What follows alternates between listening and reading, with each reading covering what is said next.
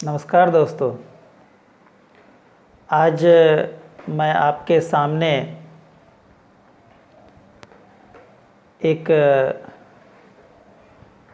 ऐसी कविता लेकर आया हूँ जो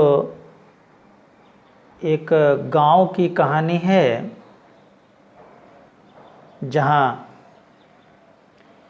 एक लड़की की शादी हो जाती है। शादी होने के बाद उसके जीवन में कुछ ऐसी घटनाएं घटती है जिसके कारण उसे पुनः मायके आना पड़ता है, जहां उनके साथ एक भाई भी है। परंतु शादी के बाद मायके में लड़की के साथ व्यवहार थोड़ा अच्छा नहीं होता है। फिर भी सारे कष्टों को सहते हुए वह अपने माँ बाप का भरपूर सेवा करती है, परंतु वहीं उनका भाई, जो कि मात्र एकलौता पुत्र है अपने पिता का, वह माँ बाप को नहीं देखता है। ऐसी ही भावनाओं से ओतप्रोत आज का ये कविता, जिसका शीर्षक है लाजो, मैं अर्जुन कुमार सिंह आपके सामने लेकर आया हूँ। आशा करता हूँ कि मेरी ये कविता आपको बहुत ही पसंद आएगी, आप आनंद उठाएंगे इसका। साथ ही इससे प्रेरणा भी मिलेगी कि किसी लड़की को तुच्छ नहीं समझना चाहिए। यह लड़की हमारे लिए सिर्फ लड़की ही नहीं है, वो हमारी शान है, हमारी आन बान है। कविता सुनने के बाद अगर आपको पसंद आए तो कृपया इसे शेयर ज़रूर कीजिएगा, अपने दोस्तों के बीच लाइक कीजिएगा, और आपका फीडबैक हमें चाहिए, अर्थात आप कमेंट ज़रूर कीजिएगा, आपको कैसा लगा नहीं लगा।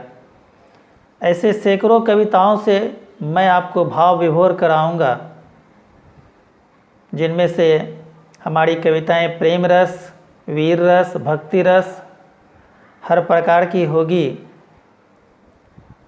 आप यूट्यूब पर poems of Arjun sir search कर कविता सुनेंगे और कविता का आनंद उठाएंगे। चलिए, कविता का शीर्षक है लाजो। लाजो मैंने उस लड़की का नाम रखा है जिसके साथ ये घटना घटी है। कविता का पहला अंतरा आपके लिए। शादी हो गई लाजो की, गई लाजो अपनी ससुराल। शादी हो गई लाजो की, गई लाजो अपनी ससुराल। इधर घर में माँ बाप का हाल हुआ बेहाल। बेटी जब तक घर में रहती है, घर बिल्कुल सजा धजा रहता है, सुसज्जित रहता है। विशेष करके पिता को किसी प्रकार का चिंता नहीं रहता है, इसलिए उसे लक्ष्मी भी कहा गया है। लेकिन बेटी जब विदा होकर ससुराल चली जाती है तो घर वाकई बेहाल हो जाता है। शादी हो गई लाजो की, गई लाजो अपनी ससुराल। इधर घर में माँ बाप का हाल हुआ बेहाल। लक्ष्मी थी घर में जब तक थी लाजो। लक्ष्मी थी घर में जब तक थी लाजो। माँ बाप का सेवा करती, घर को संभालती लाजो। माँ बाप का सेवा करती, घर को संभालती लाजो। भाई एक घर में, एक भाई भी था घर में। भाई एक घर में करता न कोई काम। दिन भर गद्दी पर रहता, रात में करता आराम। गद्दी मतलब ताश की गद्दी में बैठा रहता, कोई काम धंधा नहीं, जानबे करते हैं। भाई एक घर में करता न कोई काम। दिन भर गद्दी पर रहता, रात को में करता आराम। अब देखिए, विपत्ति किस समय किसके सिर आती है कह के नहीं आती है। ये कहना बड़ा मुश्किल होता है कि दुखों का पहाड़ किस समय किस पर टूटेगा। ऐसे ही दुखों का पहाड़ लाजो पर टूटा। चलिए अंतरा सुनिए, समझ में आ जाएगी। अचानक दुख का पहाड़ टूटा, लाजो का मिट गया सिंदूर। अचानक दुख का पहाड़ टूटा, लाजो का मिट गया सिंदूर। आंसू सिमट कर सूख गई, बिंदिया रह गई कोसों दूर। लाजो के जीवन में एक बहुत बड़ा हादसा हो गया। अचानक दुख का पहाड़ टूटा, लाजो का मिट गया सिंदूर। आंसू सिमट कर सूख गई, बिंदिया रह गई कोसों दूर। दर्द को दिल में दबाकर वापस लाजो मायके आई। क्या करती? बेचारी के सिर पर एक दुख का पहाड़ टूट पड़ा है। दर्द को दिल में दबाकर वापस लाजो मायके आई, पर लिखा जो किस्मत में हो उसको कौन टाल सका है भाई। किस्मत का लिखा हुआ को कौन टाल सकता है। जो लिखा हुआ है, जो होना है, वो तो होके रहेगा। ननद भौजाई में कब बनी है? ननद भौजाई का कहानी तो प्रसिद्ध है ही, आज तक पटरी नहीं बैठा है कि दोनों में। ननद भौजाई में कब बनी है, भाई भी होने लगे अब तंग। लाजो के कारण घर में माँ बेटे में होने लगा जंग। अब लाजो के कारण माँ बेटे में तनाव बढ़ गया, झगड़ा झंझट घर में होने लगा। बेटा अड़ गया बाप से, बेटा अड़ गया बाप से, बोला हम न रहेंगे तेरे संग। बेटी को ले तू अलग रहो, मुझे न भाता कुलछनी संग। बेटा अड़ गया बाप से कि अब हम आपके साथ एक साथ नहीं रह सकते, आप अपना बेटी को लेकर के अलग रहिए, हम अपना चूल्हा अलग पकाते हैं। बेटा अड़ गया बाप से, बोला हम न रहेंगे तेरे संग। बेटी को ले तू अलग रहो, मुझे न भाता कुलछनी संग। अलग हो गया। अंत में बेटा अपना पत्नी को लेके अलग हो गया। अब लाजो अपने माँ बाप के साथ अलग हो गई। फिर भी लाजो मेहनत मजदूरी करके माँ बाप को सुखी रखती थी। अलग चूल्हा सुख से जलता, हर सुख माँ बाप को देती। अलग तो हो ही गई, फिर भी अलग चूल्हा सुख से जलता, माँ बाप को फिर भी वो हर सुख देती थी।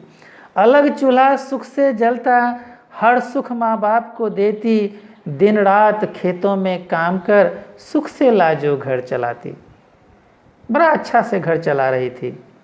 लेकिन कहता है ना, सबको एक दिन दुनिया से जाना है, जो जन्म लिया है उसे मरना है। ऐसे ही फिर लाजो के जीवन में देखिए आगे क्या होता है।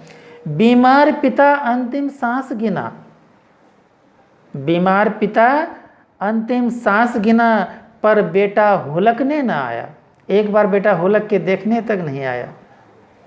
बीमार पिता अंतिम सांस गिना, पर बेटा हुलकने न आया। मोहन दादा से कर्ज लेकर लाजो श्राद्ध कर्म करवाया। अंत में लाजो अब गांव के ही एक मोहन दादा से कर्ज लेकर के अपने माँ बाप का श्राद्ध कर्म कराया, लेकिन बेटा देखने तक नहीं आया। श्राद्ध कर्म का सामग्री देख सब आश्चर्य में पड़ गया। माँ बाप का जिस तरह से लाजो कर्म कर रही थी, उसे देख सब गांव वाले आश्चर्य में पड़ गए। श्राद्ध कर्म का सामग्री देख सब आश्चर्य में पड़ गया। बेटी होकर इतना कुछ, बेटी होकर इतना कुछ, सबने खूब आशीर्वाद दिया।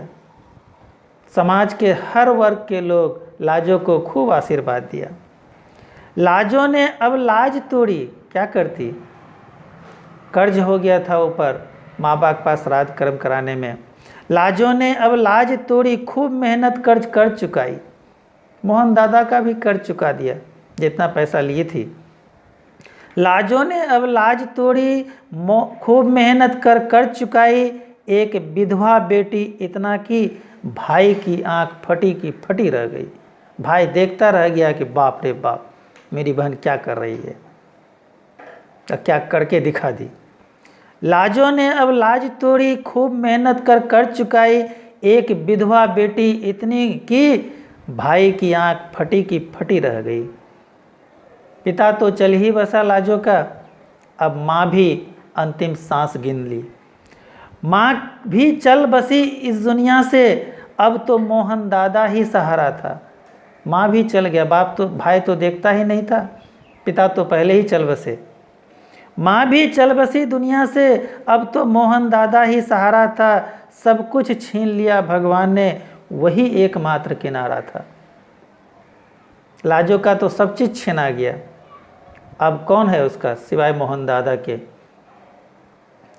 अंत में मोहन दादा बोले कि कर्ज चुकाकर एहसान न रखा। बेटी तुम तो मेरा सारा कर्ज चुका दी है, मेरा तुम पर कोई एहसान भी नहीं है जो एहसान के तुम मेरे एहसान के तले दबे हो और हम तुम पर कोई बोझ डालें। इसलिए कर्ज चुकाकर तुम तो मेरा एहसान भी चुका दी है, फिर भी कर्ज चुकाकर एहसान न रखा, पर एक एहसान मुझ पर कर दे। मोहन दादा बोले मेरा तो तुम पर कोई एहसान नहीं है, लेकिन मेरे ऊपर तुम थोड़ा एक एहसान कर दो। बोला क्या? लाजो बोली क्या? क्योंकि अब तो उसके पास कुछ भी नहीं था। कर्ज चुकाकर एहसान न रखा, पर एक एहसान मुझ पर कर दे। पुतहू बनकर बेटी तुम घर को मेरी सजा दे। अंत में मोहन दादा ही लाजो को अपना पुतहू बना लिया और तब से लाजो सुख का जीवन मोहन दादा के घर में बिताने लगी। धन्यवाद दोस्तों। अगर कविता पसंद आया हो तो अपने दोस्तों के बीच शेयर ज़रूर कीजिएगा, लाइक कीजिएगा, और आपका फीडबैक के लिए आपका कमेंट ज़रूरी है, इसलिए कमेंट ज़रूर कीजिएगा। धन्यवाद।